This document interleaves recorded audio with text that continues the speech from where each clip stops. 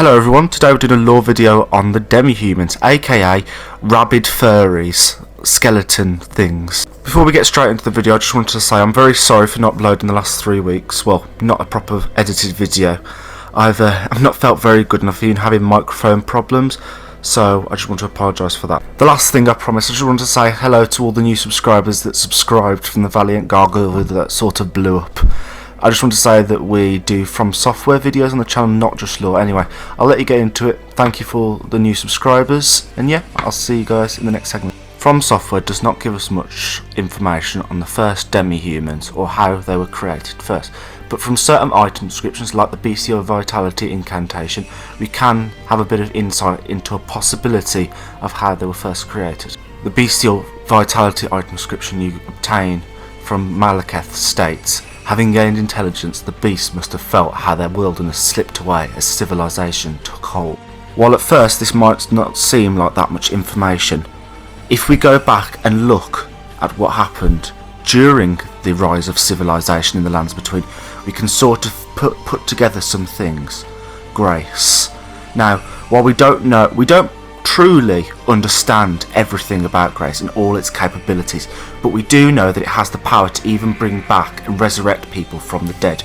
So who's to say that it possibly couldn't mutate certain animals like the demi-humans to become more? Or perhaps they were born of the primordial pot of the crucible, like the omens or the misbegotten. To be honest, in my opinion, it's one or the other. The demi-humans, or whatever beasts they were before, weren't the only ones to be mutated. Bears of some sizes became mutating, becoming way larger than their kin. The demi-humans were also known to be born with low intelligence, as stated by the demi-human Queen's staff. Glintstone staff styled as a sceptre, a gift once given to the demi-humans to foster peace. It can be wielded by even those of low intelligence, sneered at by the fools of the academy. Further proof of the demi-human's low intelligence is found by killing the demi-human queen in the Weeping Peninsula.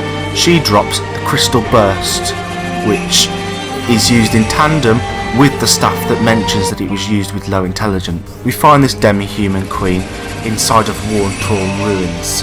We do know that the demi-humans were in some kind of war or conflict with Rare Lucaria via this item description as well. So maybe these ruins were also a casualty of war. What the war was about, we have absolutely no idea, but we do know that they came to some sort of peace, and the sceptre that the demi-human queen holds was the peace offering. Their possible love for bloodshed is also seen in Limgrave, where we find various demi-humans fighting in a skirmish against Godric's soldiers. Interestingly enough though, even though we find that most demi-humans possess low intelligence, we do meet a few that actually possess enough intelligence to have stable conversations with us, like Malekith and Blyde, and forgive me if I pronounce his name wrong, Bok. Even though both Malekith and Blyde possessed high intelligence, they were forced to watch over certain individuals like dogs on a leash, and they accepted orders without hesitation. After all, how are they to know any different when they've been treated the exact same way all their life? A truly tragic fate. It's one thing to know that someone's doing something horrible to you, another to have absolutely no idea. Blade was slightly lucky with having Rani the Witch as his master, and her being genuinely a lot kinder than Malekith's master. Malekith's master was Queen Marika the Eternal, his half-sister. Now don't ask me how that works, I really don't want to know, because if the beast gained intelligence after their birth, you know, I'm not going to question it, whoever's Marika's parents are got some messed up tendencies. Anyway, back on topic. Queen Marika ordered Malekith to steal destined death and hide it within himself. It's to my understanding that this is what causes his insatiable hunger and the ever-constant pain. Even though it probably caused him a lot of pain, who was he to question the orders of his master? To the inhabitants of the lands between, the demi-humans are seen as impure and agile creatures that emerge from caves and threaten and unprepared. An interesting dialogue and item description I found that states, demi-humans are small in stature, but they have violent, brutish disposition. Though they seem somewhat intelligent, when night falls their blood boils and they become feral. I don't fully understand this, but it could be hinting at maybe it has something to do with night, similar to how a werewolf, when full moon starts, they transform into night werewolves.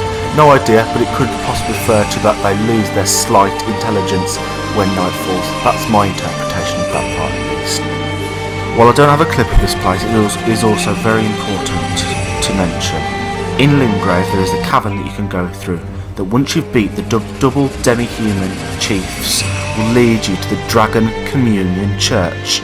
Now what's important about this is you've got to remember that the demi-humans are allied with Rhea Lucaria, and Rhea Lucaria, through the marriage of Radagon and Renala, is allied with the Golden Order, meaning in a roundabout way that the Golden Order, Rhea Lucaria and the demi-humans all have an alliance, mixed with the fact that the demi-humans, there's Marika's shadow, which is Malekith, mixed with the beasts in Faramazula, which are also demi-humans, half beast, half man. It also comes all around in a roundabout way. Perhaps this is why the demi-humans and Godric's soldiers were fighting in Limgrave. This was a show of trust in the Golden Order and Rhea Lucaria, a sign of trust and loyalty to their alliance. This would make sense, since though the shattering period and age of the lands between was full of war and betrayal between all the demigods and all the factions. And that is about it, everyone. That's all the information we have on the demi-humans. If you did find the video informative, consider leaving a like and subscribe.